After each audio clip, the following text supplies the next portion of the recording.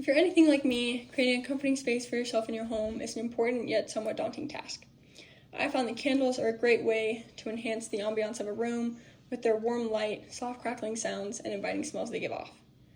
Finding the perfect scented candle in a store can be difficult. After all, you may be considering scent strength, possible allergens or irritants, size, price, even the jar they come in, all while on top of the actual smell. Making your own candles can be not only a fun craft, but also a chance to customize everything to suit your needs. My name is Armstrong, and today I'll be giving a short demonstration on how to make your own candles. Making candles may sound complicated or overwhelming, but once you get the hang of it all, it can become a fun, calming activity to incorporate into your relaxation time or something to do with friends and family. Today, I'll make a pretty basic candle, but I'll use wax dye so you can get some ideas on how to customize them. Once you get the hang of your own candle making, you can take it a step further and use wax molds or add things like rose petals. All the things you'll need are candle wax, a small sauce pot or pan that you filled halfway with water, and a heat-safe container with a pouring spout to make a sort of double boiler, a spoon, a food scale, a thermometer, fragrance oil, and your jar, stick, and candle wick. I'm going to be using this jar, soy wax, and Laguna Moon fragrance oil. When you pick your oil, make sure it's a fragrance oil, not an essential oil, because essential oils are not as safe under the high heats, and they can release toxins. To start, you're going to need to know how much candle wax you're going to be using. So fill your jar with water to your desired fill line and multiply by 0.86 because water is denser than wax. And that'll tell you the weight of how much wax you're going to use. You're going to multiply that number by another number to find your fragrance oil needs. When you do fragrance in a candle, it's generally recommended that you do 6 to 10% of the candle is fragrance oil. That's your fragrance load. Because less than 6, you'll get a kind of weak smelling candle. More than 10, it's going to be a fire hazard. I'm going to do 9% fragrance load today. Let's begin. So I filled my jar with water ahead of time, and it was 153 grams of water. So then I multiplied by 0.86, it gave me 130 grams of soy wax. That's how much I've put in this container, and I've had it melting for some time. I multiplied that number by 0.09, and I'm going to be using 11 grams of my fragrance oil. I'll measure that out right now.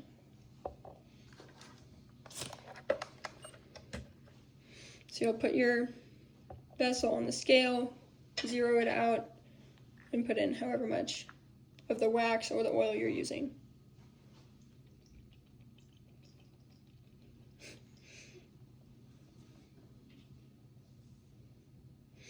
While my wax is melting, you're going to stir it consistently and use a thermometer to make sure that you're not overheating it. The ideal temperature for soy wax is around 180 degrees, which I'm not at yet, so I'll let it keep going.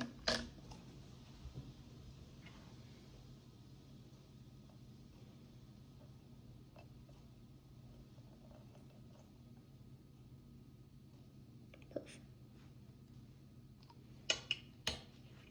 Okay. I have my fragrance oil, and my wax is about at the right temperature.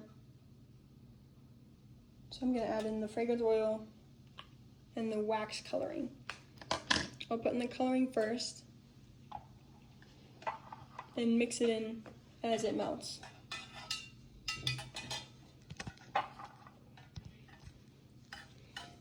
I chose a purple blue today.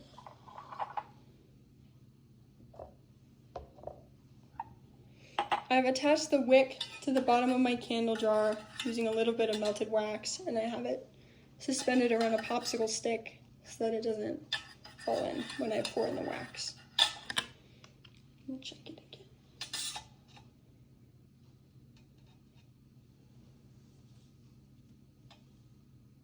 Okay.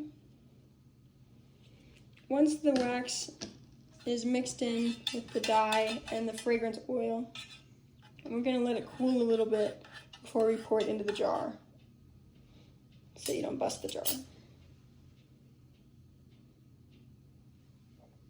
Okay, I'm pouring the fragrance oil in the second. Right now. Again, mixing it in so that when you pour it into your jar, it's all an even distribution. Okay.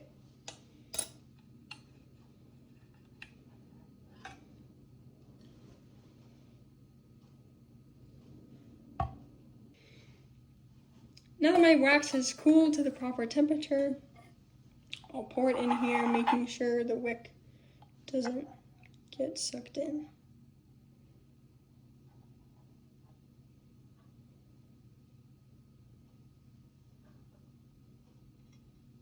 The perfect amount.